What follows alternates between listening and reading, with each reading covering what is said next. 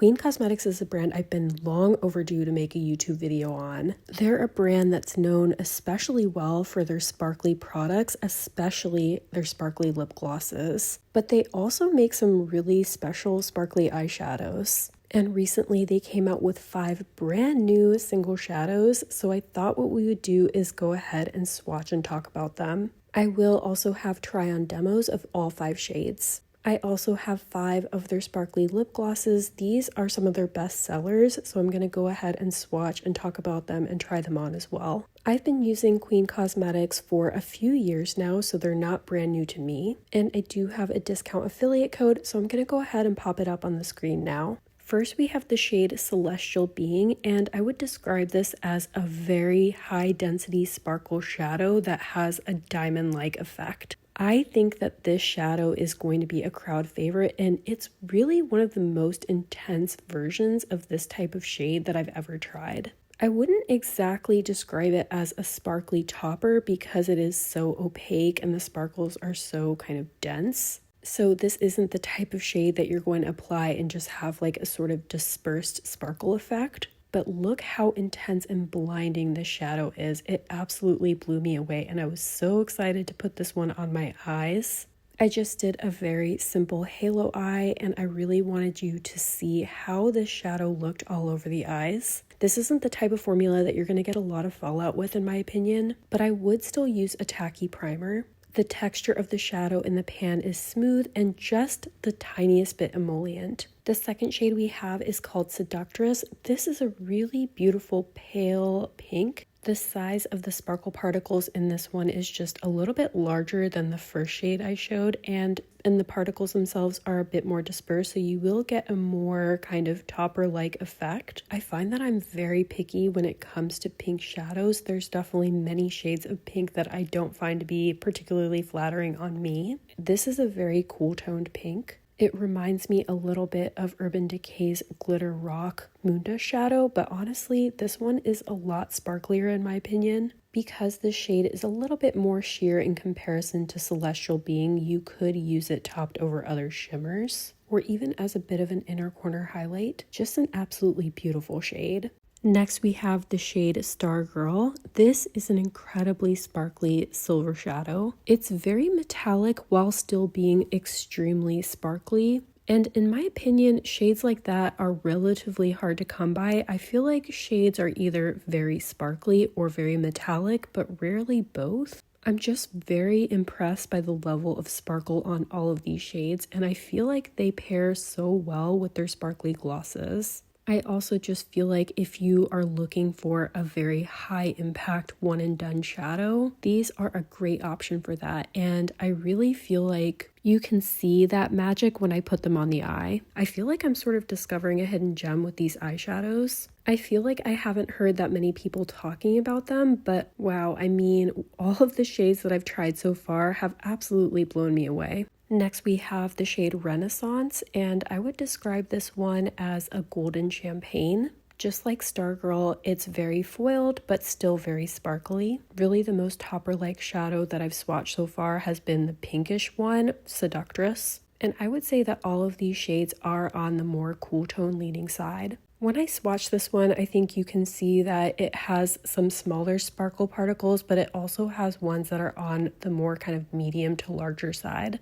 And the texture of all of these shades is quite smooth. And none of these shades require those little tricks that people do to intensify their shimmers. You get a very high opacity and intense effect even on that first swipe. And listen, I could totally see a shimmer like this not being for everyone, but they're definitely for me. I do think I would have preferred pairing this one with warm tones though. The last of the 5 single shadows that I have is called Ego Death. I would describe this as a blackened charcoal shade, and I've learned over time that it's very hard for brands to make blackened shimmers. Basically, whenever you take a black shade and add more shimmer to it, it sort of becomes more of a charcoal. This shade is very dark and moody though, and you do get a high level of sparkle. And when I swatch it, you can see that it is quite metallic. You have smaller and larger sparkle particles. I could get it pretty opaque on 2 swipes. Definitely a really beautiful shade, and I'm glad that I'm wearing the black sparkly gloss because I think that's exactly what I would pair it with. I also think it would look really nice with Astral Projection, which is their clear gloss that has intense sparkles throughout. Here is what all 5 shades I just talked about look like swatched on my arm. And I did want to mention that before using a code, each of these single shadows cost $18. And each shade comes with a little magnetic heart compact that I showed at the beginning of the video. That's definitely pricey for a single shadow, but when I put it into the context of a moondust shadow costing about $24 and seeing how special these shades are, it kind of makes sense to me. They also do have some bundles available where I think you can get some further savings. Okay, and the second part of this video, I'm going to get into swatching and trying on some of the sparkly glosses. All of these shades are considered best sellers for the brand. First, we have the shade Astral Projection, and this is a sheer gloss that has intense silver sparkle throughout. I've known about and tried this formula for quite some time, so I'm not surprised by the level of sparkle in them. I was the first time that I saw them. But Queen Cosmetics does sparkly glosses really, really well. You have to like sparkly glosses to like these because, listen, there's nothing subtle about the sparkle that's in these, but they are incredibly smooth. I find that's definitely something that sets them apart from a lot of other intensely sparkly glosses on the market. And as you can see in my try on, I paired it with a dark brown liner. I absolutely would pair this with a dark liner if you have a medium to deeper skin tone. But worn this way, I feel like it looks absolutely standout. This one is giving the same kind of vibes as the new Fenty's How Many Carats Gloss Bomb Shimmer Stick. The next shade I have is called Virtual Reality. I would describe this as a pale blue gloss that has an intense pink and green shift and sparkle throughout. I know I have at least a few indie multi-chrome nerds out here, but think the same vibes as the Cosmos from Terra Moons, Sleepyhead from Carla Cosmetics, those really ethereal light blue multichromes that have intense shifts in them. And it seems like when it comes to sparkly glosses, Queen Cosmetics has 2 categories. They're either holographic glosses or diamond shimmer glosses. These first 2 shades that I've shown so far are considered diamond shimmer glosses. That means they have an intense sparkle, but they don't have a holographic reflect. When I put this one on my lips, you can see that you pretty much see an intense pink sparkle. You kind of lose that blue base. I personally do really like this shade. Next shade we have is Electric, and this is one of their holographic glosses. And I do feel like Queen Cosmetics is particularly known for their holographic glosses. They've been pretty viral on TikTok and have even been reviewed by Nikki Tutorials. And when you see it swatched, I think you'll definitely be able to see why, because the density of the holographic sparkles and the overall intensity of these shades is just truly something else. And listen, I get it. These glosses are not going to be for everyone. I see glosses like these as being more of occasion type of glosses. Party vibes, festival vibes, just general like fun makeup vibes.